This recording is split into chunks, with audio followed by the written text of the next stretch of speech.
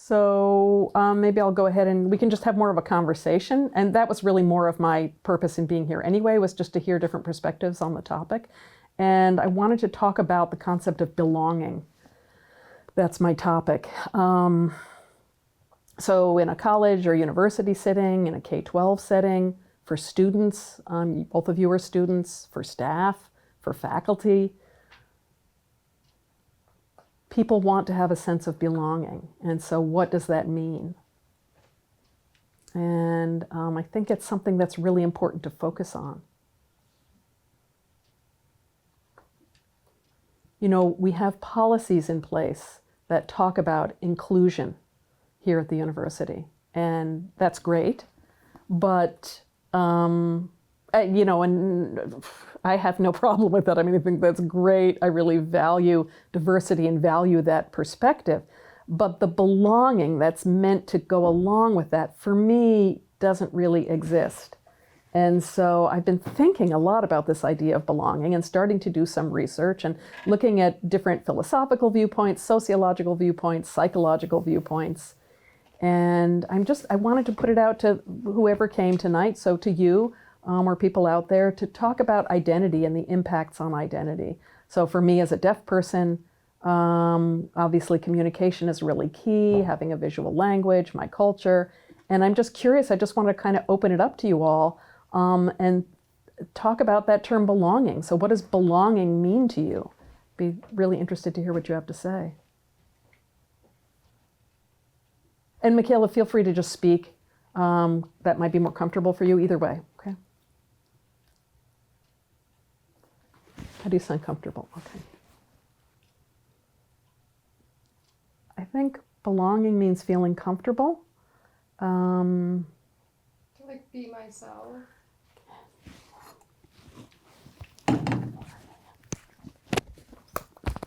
Mm-hmm. Mm-hmm. And UVM is different because the community where I grew up in was a Jewish community. And so about 1/3 of the students at my school are Jewish, where I went to school. And, you know, it feels a little bit weird to me, you know, when I meet someone and, you know, so say it again.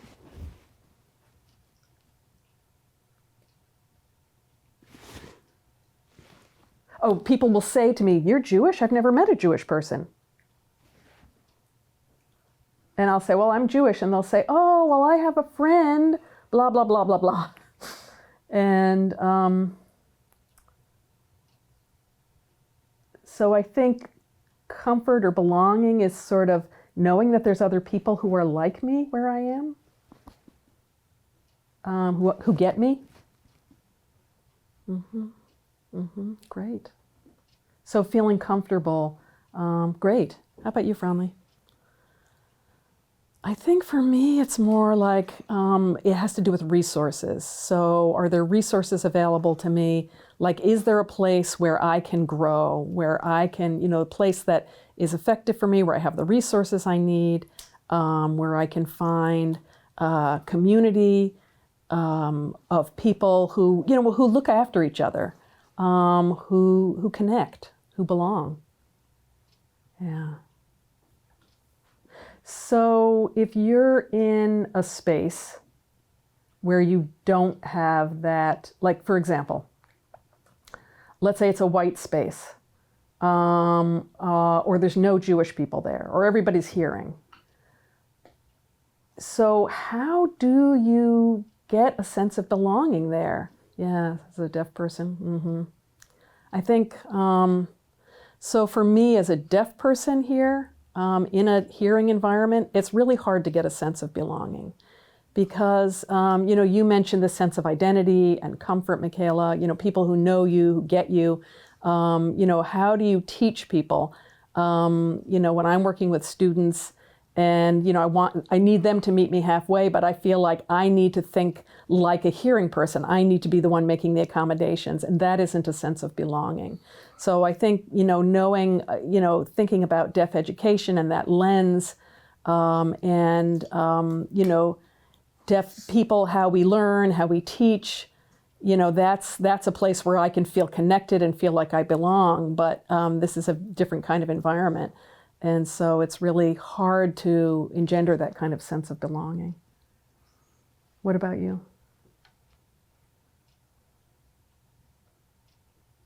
I have to think for a second. Sure. And you've obviously worked with an interpreter before. So, did you take my deaf? You did, okay, you took the deaf culture class. Okay, sorry, there's been so many students, it's hard to keep track of who's been in that class.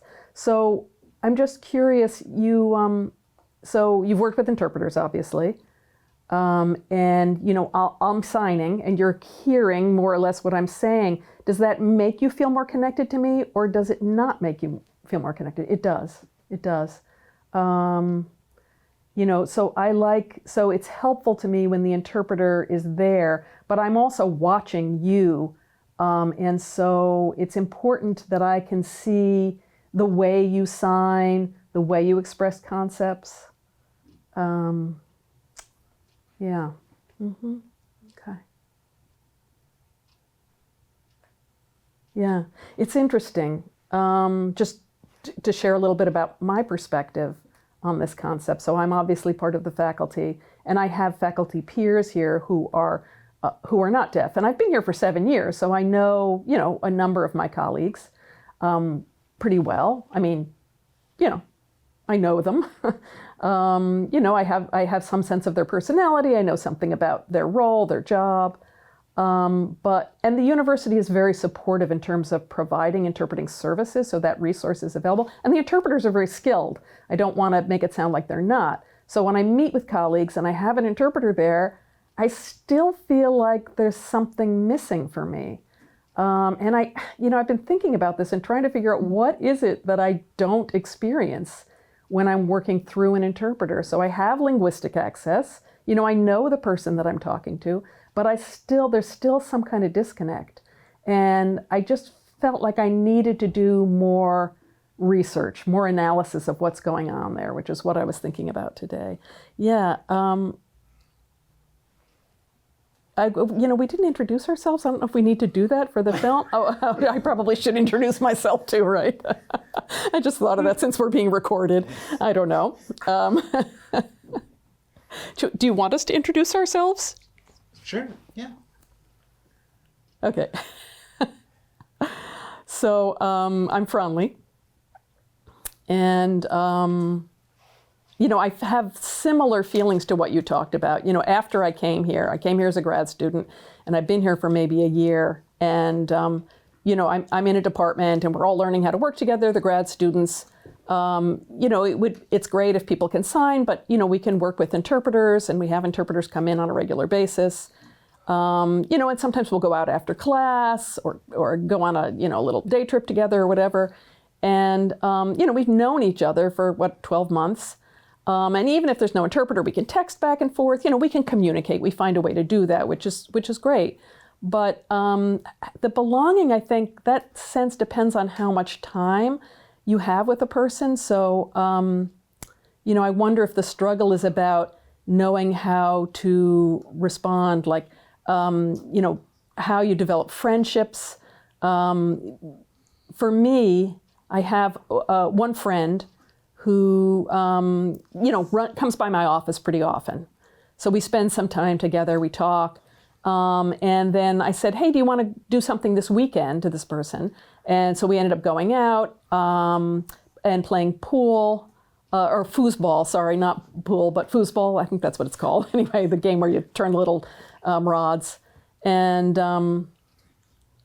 we didn't know a lot about each other at that point.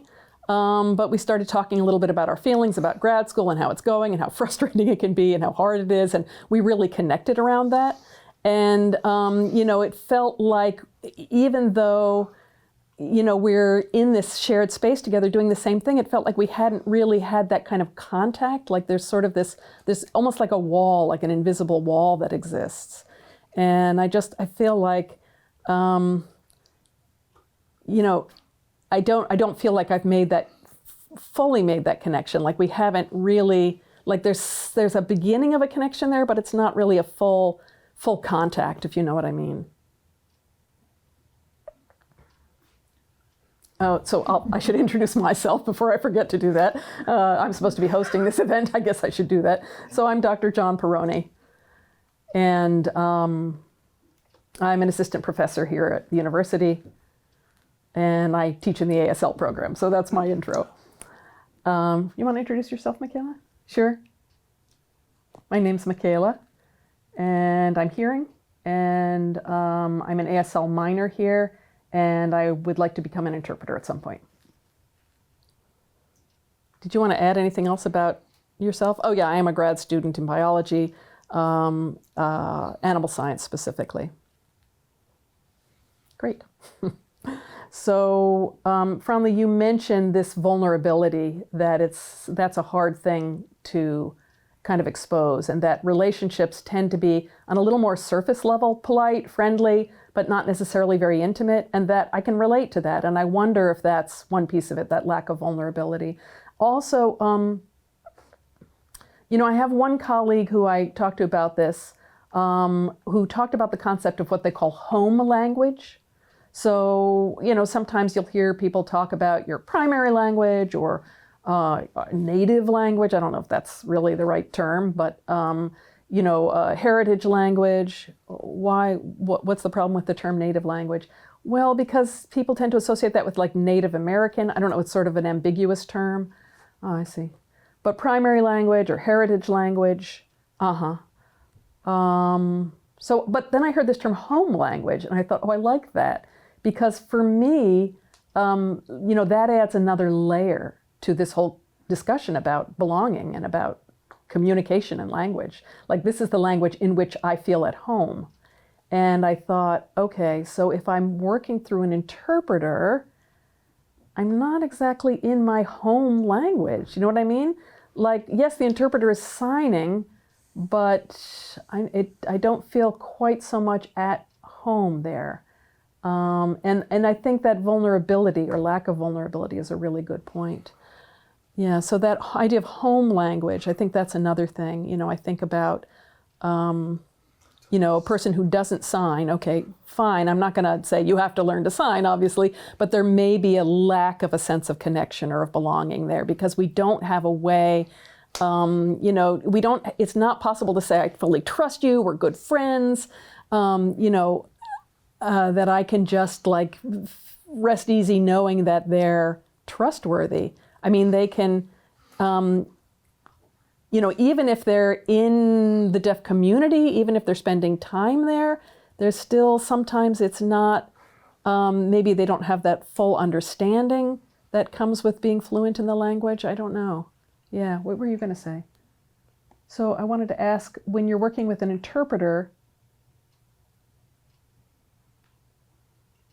do you think that the hearing person is looking back and forth between you and the interpreter? Do you mean actually physically looking back and forth? Yeah.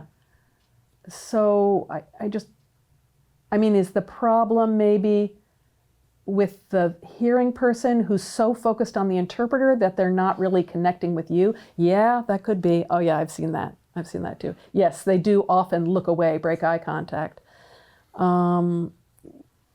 Yeah, that can be challenging when the hearing person keeps looking away and looking at the interpreter. The deaf person really feels that disconnect.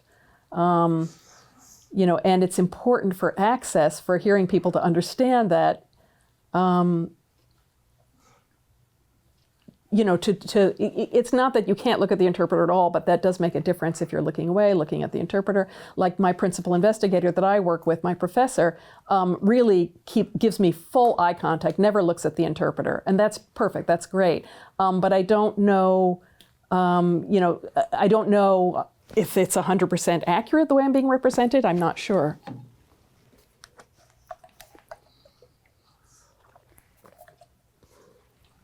But it's great to have that kind of focused attention because it does make me feel like I'm more connected with the person that I'm talking with. Because I have that visual attention and they're seeing me and they're hearing what I'm saying. And they can hear the interpreter without looking, right? You can kind of ignore the interpreter and just listen to me by looking at me. Yeah, so that's pretty key. I'd agree. Thank you. So this is John speaking. I'm thinking about, entering a deaf space or the deaf world, and you talked about feeling comfortable. Like, can you sleep in that environment? We're talking about home language. Like, dare you close your eyes and fall asleep? For me, working through an interpreter is a little like Airbnb versus home language. And I don't, because with an interpreter, are we ready to like take off our shoes and get comfortable, or what is the level of intimacy in that kind of mediated environment? And I think. There was one philosopher who said something interesting. Merleau, I want to say Merlau. I don't know. I have the name here in my notes, but talked about embodiment, the concept of embodiment. So the sort of physicality, our physical experience, how the way that we understand the world through the bodies that we live in. So embodiment is a philosophical concept. So for language, my language is a very physical language. It's part of my body, my face, the way I use my muscles and nerves, what I see, what I do, how I move. All of that is part of it. And that means that if there's a hearing person responding, their language, their communication is so different. It's embodied so differently. It relies on hearing and being very attuned auditorily. So as a deaf person, it means, if I think about dyadic communication, what did you say? Dyadic communication, so two-way communication between myself and another person. So for example, let's say there's a hearing person opposite me, there's an interpreter. I need to feel in sync. I need to see on their face what I'm expressing. I need to have some degree of back channeling so that I know, so that they're going, oh, yeah. Because if their face is blank and there's no movement, their body isn't doing anything, then I feel like, then I'm losing them. Then they become more aligned with the interpreter. So if I'm signing, the hearing person is missing something. Maybe the dyadic relationship isn't really happening. So so it's like a false dyadic relationship, kind of. Yeah, I don't know. I don't know whether I'm onto something there or not. I'm not sure.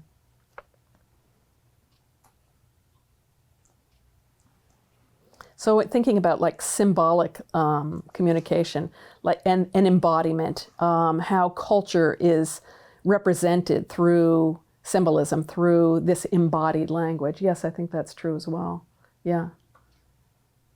It's a way that we have of acting through, enacting our cultural norms, so that, that we have certain expectations. So if I'm looking at this person I'm talking to, I have some expectations about, and I don't know what the hearing person's expectations are. I don't know. I'm just wondering if, so for example, if I'm with the deaf person, I expect their responses to be in sync with my responses. So their face is matching my face because they're following my story or whatever it is that I'm sharing. And I can tell whether they're understanding or not, whether I need to repeat myself because I'm reading their face.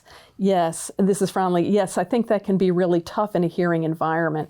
I think about the way I grew up, having direct communication with deaf people.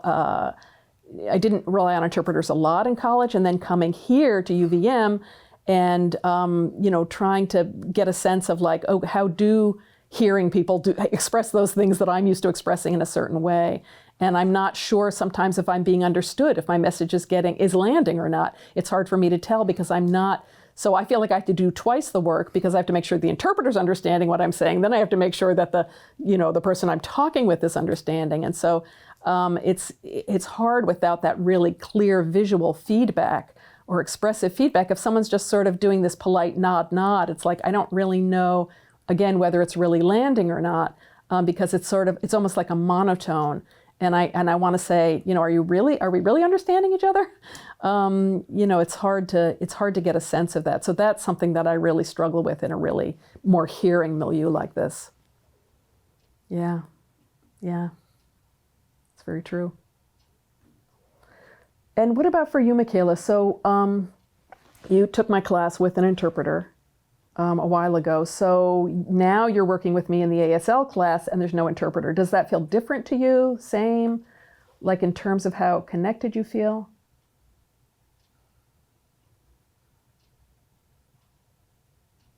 So when I first went into your deaf culture class, the students are all hearing.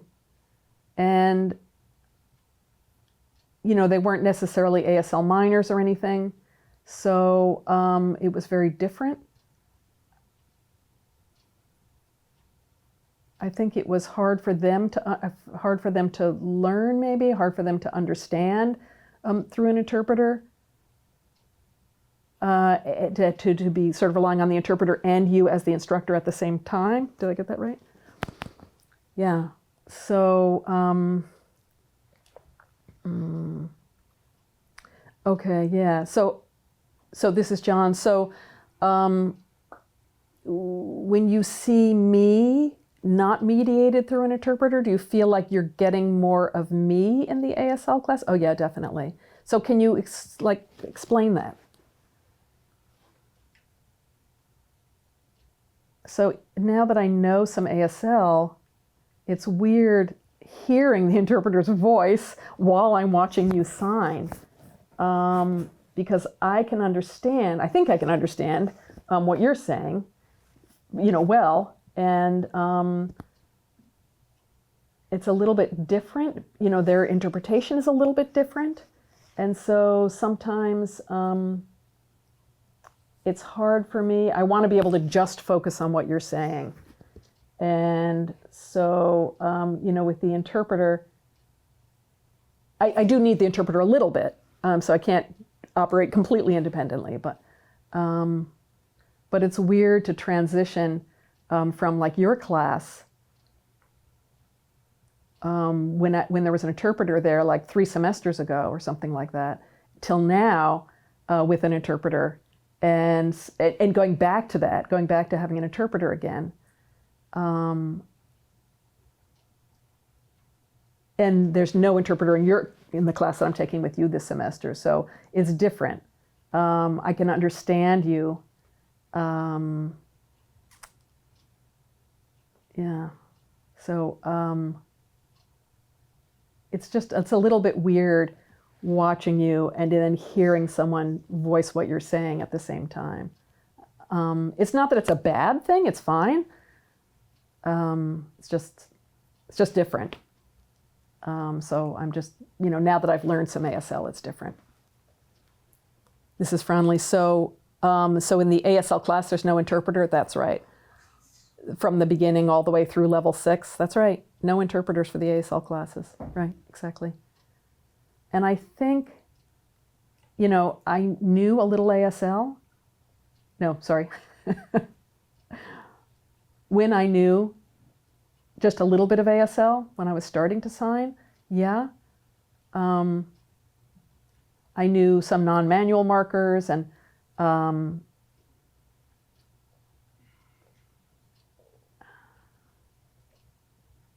so I think if a person knows just a little bit of ASL, it's helpful to be able to understand. The interpreter is helpful, or what? I didn't understand the point, sorry.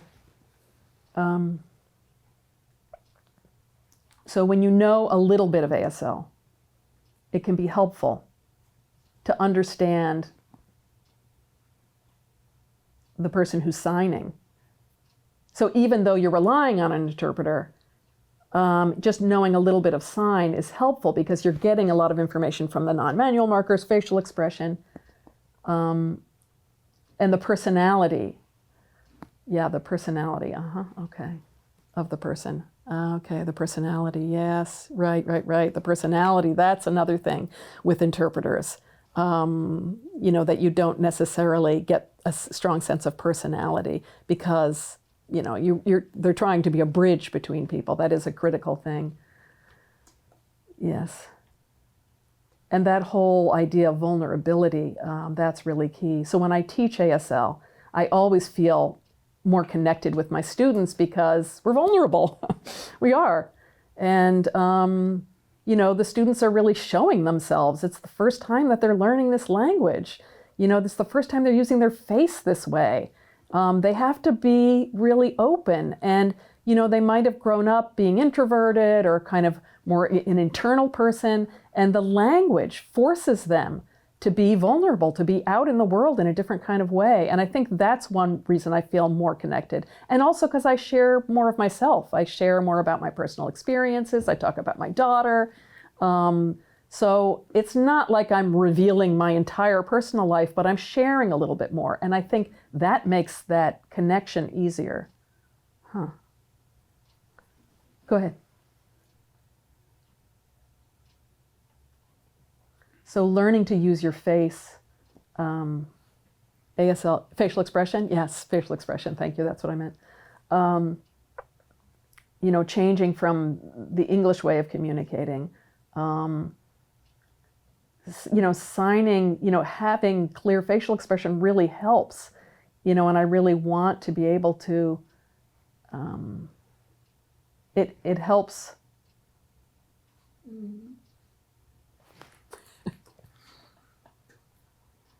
So it helps you be clear with what you're saying. Is that what you want to say? Yes, because in English, I don't really use my face when I'm speaking English. When hearing people are talking, there's not really, it's all vocal. There's not really a lot of body language or facial expression. Yeah, that's true. That's true. What were you going to say, Franley? I teach a group of undergraduate students, first-year students. Be teaching again in the fall. And in the spring, I teach more transfer students, so a lot of animal science majors. And I don't have, the same experience that John is describing about, language and exposure, and because the students haven't been exposed. But often when I'm done lecturing, we'll start to do the lab activity. We're doing whatever, an actual animal lab or something, and or we'll do animal observations. And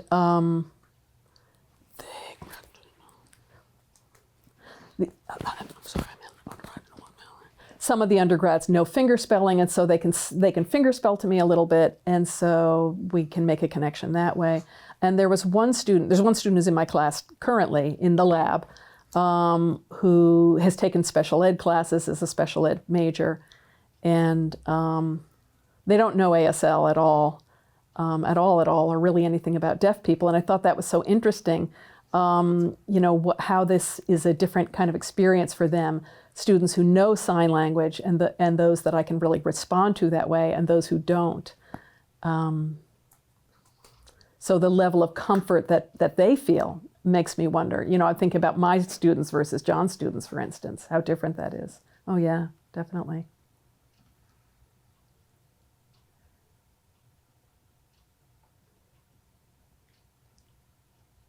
So if they're finger spelling, it would be helpful if they would learn a little bit of sign.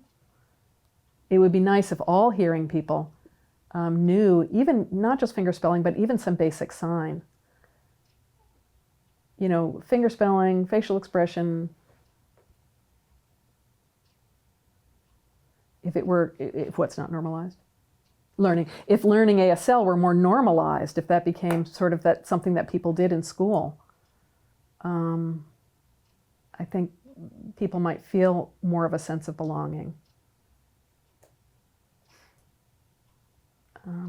Yeah. In my high school, there were no ASL classes. None? No. Before I was there was one, but and I think high school or even earlier, people need to, have at least an ASL class. So if you took an ASL class, it doesn't necessarily mean you'd automatically be someone who could make an accessible space for deaf people. You know what I mean? Yeah. Yeah.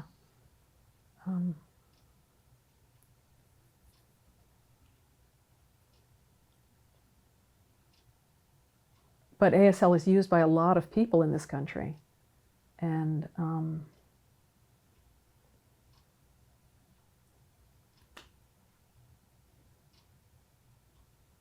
I think that the school should prioritize it. Mm-hmm. Yeah. That would be great if that was a language that was available to students, not just for the sake of deaf people, but for their own benefit.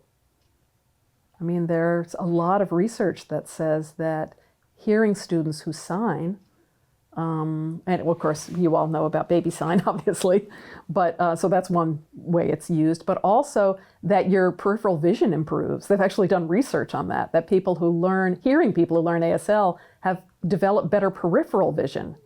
It's because you're forcing your eyes to take in information more broadly. And then there was a psychological study that said, and this was more related to deaf culture than the language, but language is involved too, this whole idea of maintaining eye contact. And from a psychological standpoint, that helps people feel a sense of human connection when there's more eye contact. Oh yeah, for sure.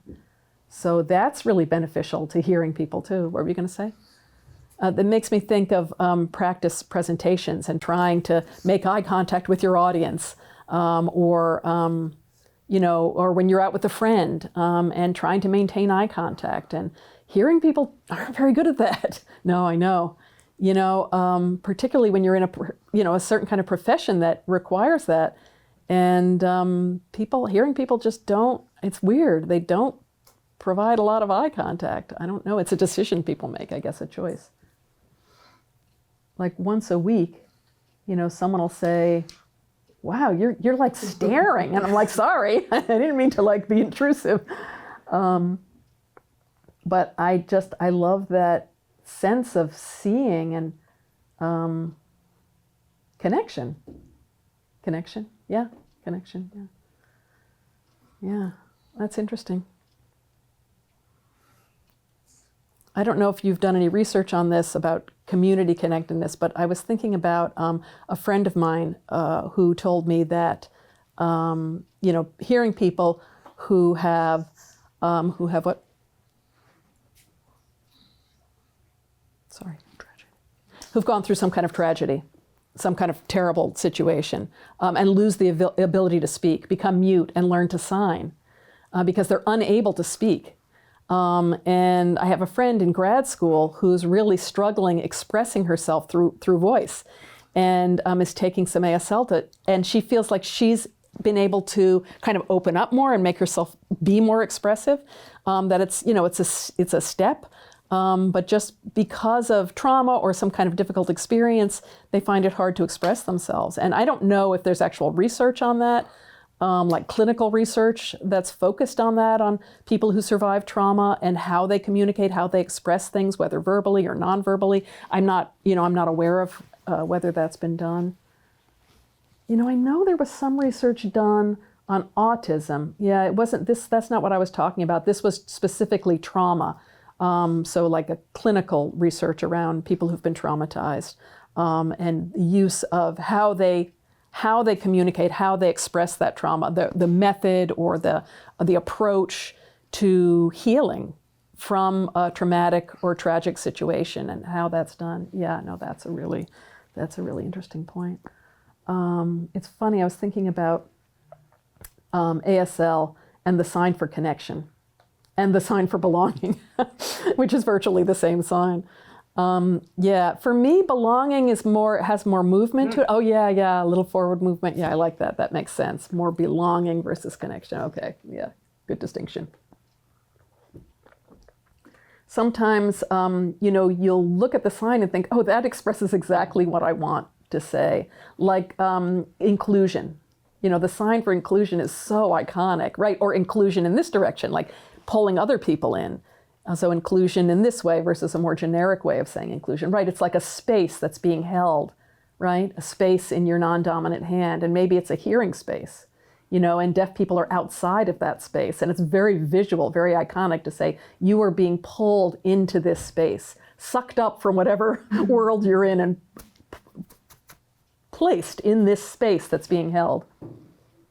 Yeah. Yeah, and that's one of the great things about ASL is, just one sign can be so incredibly expressive and bring so much meaning with it.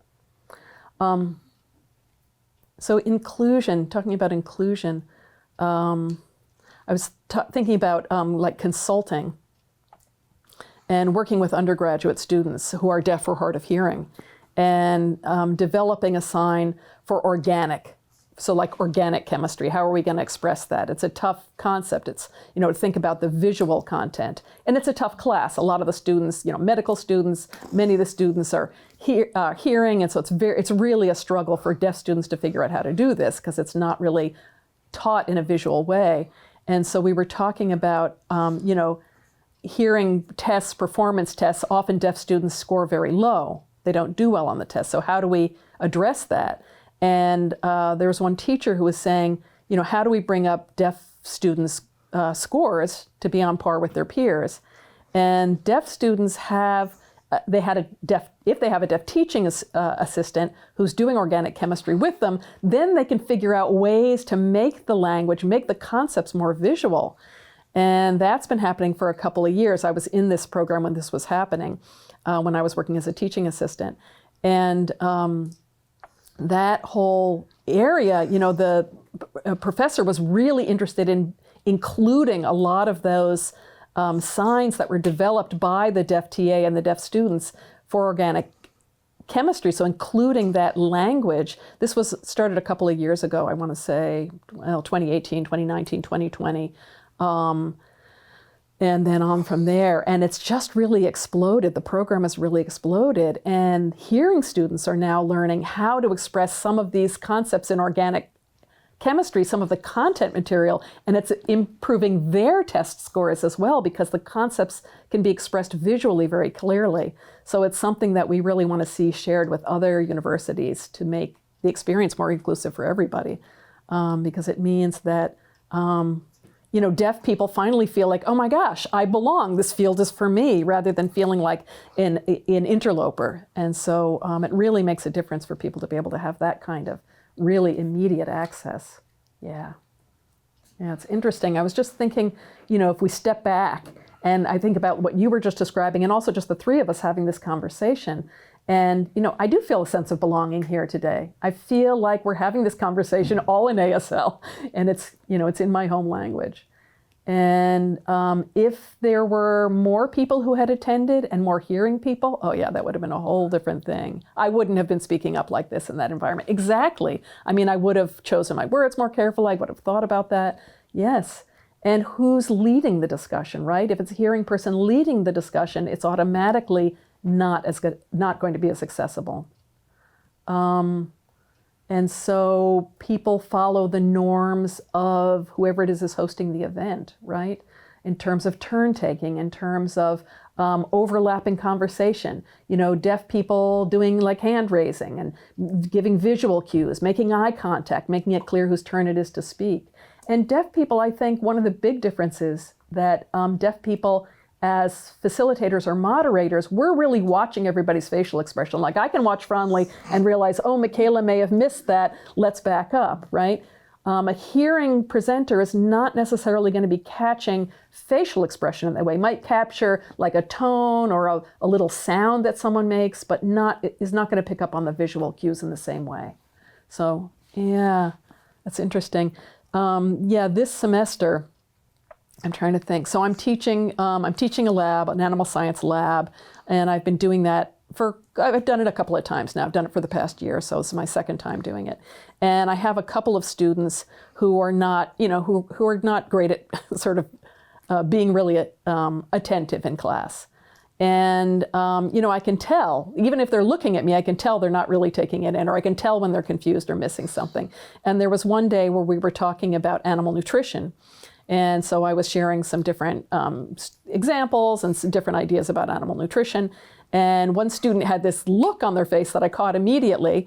And I said, that's fine if you're not getting it. Let's talk about this a different way. And it's so different than having hearing environment where the professor is just going to, or the TA or whoever is just going to share the information that they're going to share, and they're not picking up on the fact that people may be completely missing out or not attending or whatever it is, not getting the information. So it's very different as a deaf person in that environment. Yeah. Yeah. Yeah, I feel like I just need to dig into this some more, this whole concept. Like I think it's a really popular concept these days, this whole idea of belonging and connection, you know, because of DEIJ-B, belonging, right? Justice and belonging. So that's part of it as well. You'll see that sometimes when the acronym is used. And my college here, you know, there are multiple colleges here, but the Department of Ed and the College of Education and Social Sciences is really very, very heavily diversity focused, equity, diversity, belonging, which is great. I very much appreciate that. I want to emphasize that, but there are still challenges, even with that philosophy, even though people subscribe to that philosophy, even though we provide interpreters and, you know, we have equal access, it's still, and not only for deaf people, a lot of people of various identities struggle with a sense of belonging for their own reasons. Yeah. And I think it depends how much time, like how much private time is spent. I don't, what am I trying to say here? Like, right, yeah. So in the College of Education, you have people who are very focused on, you know, interactions, social interactions, and on, what was the other thing you just mentioned? What's the second thing you mentioned? I was talking about, what did I just mention? Diversity, inclusion, equity. Yeah, but then, sorry, there was sort of a sidebar that you mentioned, sorry. Anyway, I'm just trying to clarify what I'm trying to say. I think it depends on the person who's facilitating or teaching and what their approach is, what their style is, but it also takes time. So private time for that person to have their own experience in the disability community or in the community of people who are marginalized, to actually spend time there outside of the workplace. So, you know, it's one thing in an academic setting, but there's not necessarily a lot of time to have more of a personal connection with folks who are coming from a more marginalized community, marginalized background, students with disabilities. You know, people don't necessarily have that exposure or that experience outside of a strictly academic setting. Yeah, and that makes me think about, you know, again, philosophers talk about, as I said, embodiment. And so deaf people have typically a very strong sense of embodiment. Maybe hearing people not so much. So this, you know, thinking about how the body impacts all of these things. And also getting back to John Dewey, because he makes a point about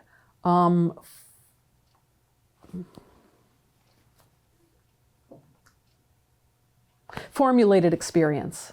It's a term that he uses. So it's kind of like what you were saying, Franley, like you have to put yourself out there. You have to think about how other people live and teach and learn and be with each other. You have to form that experience in order to be able to apply it.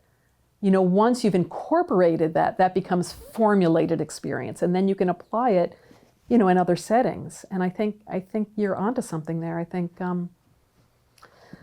you know, bringing in an interpreter, you know, the interpreter may not have that level of understanding because they have a different view, you know, than a deaf person coming into that environment who's lived that experience.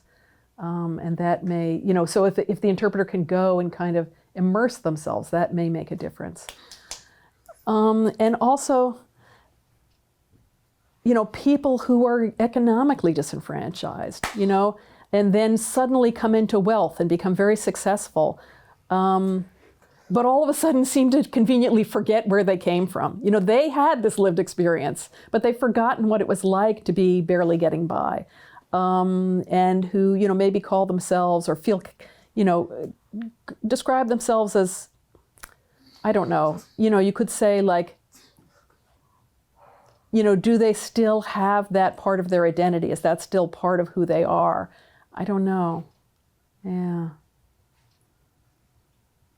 I think for me, the embodiment is, it's part of your, just how you live. It's not something that you lose or let go. Like as a deaf person, I'm a deaf person every day, everywhere I go, everything I do, the way I observe, the way I communicate, the way.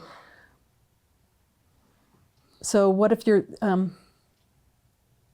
so if it's like a subjective thing, like if you're, it's something that it's internalized to you, you can't let go of it, is that right?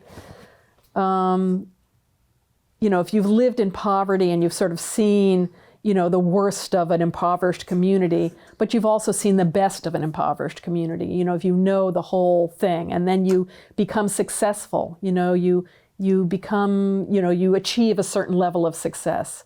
But do you hold on to those attitudes that you had, that where you came from, the life that you lived in poverty, that's true. I think that's always a part of you in some ways. But maybe you forget some of the positive sides of it. Yeah, that may be. That may very well be. I don't know. I'm curious about that. This philosopher who talks about embodiment, right, says that, so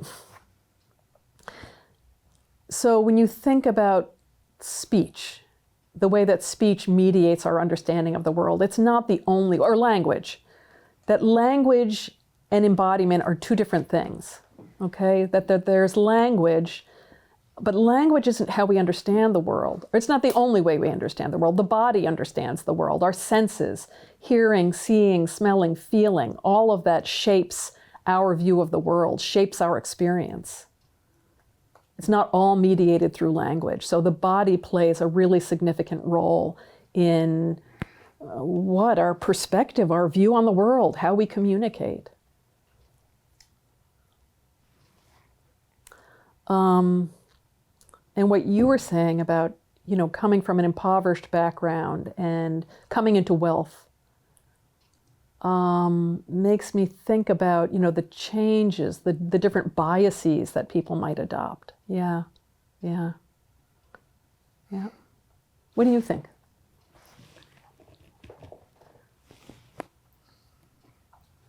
No, I don't know. I'm just content to listen to the two of you right now.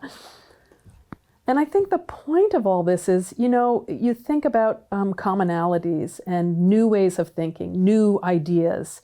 You put a new idea out on the table and people kick it around, and that helps actually make the world go round. That actually helps, here's something new, and we're gonna all add pieces to it, and then it's gonna go somewhere. It's gonna travel. Yeah. So, hopefully this kind of conversation is food for thought for all of us, that we can take a concept and kick it around and talk about it. And, we talk about values and belonging, and, I think it's probably different for every single person. Some of these things just depend on who you are as an individual, whatever your personal experience has been, how you communicate, all of that comes into it. In my department, it's really international, and so there aren't that many even American-born students. So it's a completely different kind of thing, just very different perspectives. A lot of women in the department. I think there's only 3 guys, myself and a couple others, and so it's, it means it's, I have to make sure that I'm making the effort to connect with other people, to connect with women and connect to all these hearing people, and everybody else is hearing, and I need to, make eye contact and work on developing friendships. But it's a very different experience for me. It's been really interesting for me, trying to figure out what I bring to the table, how I present myself. And, some of the students are great about making eye contact and connecting that way. And, and just making me feel like I can go to them and talk to them. But there's a lot of choices that have to be made. in terms of how you make belonging happen, how you have that ease, how you feel comfortable with people. That's something that I think about too, and what John is saying makes me think about that. Just do a quick time check here. Oh, okay, we got about 2 minutes. Okay, wow. Who knew that just with 3 of us, right? Yeah, well, that's how it is with deaf people. True. I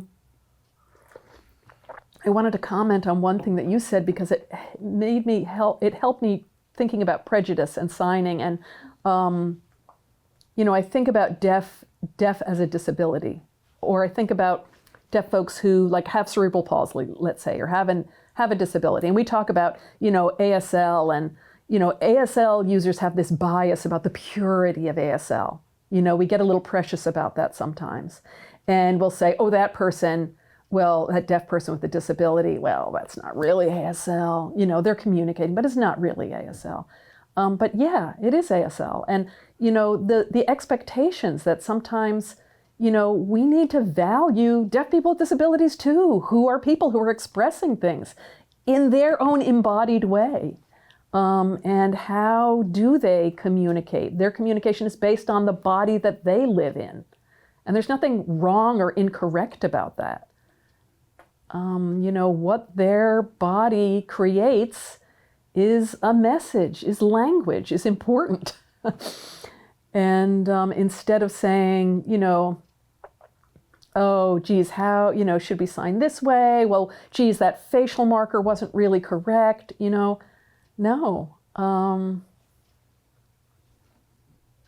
So English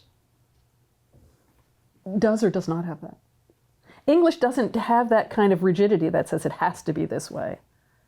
Oh, it does. English does, sorry. Sorry.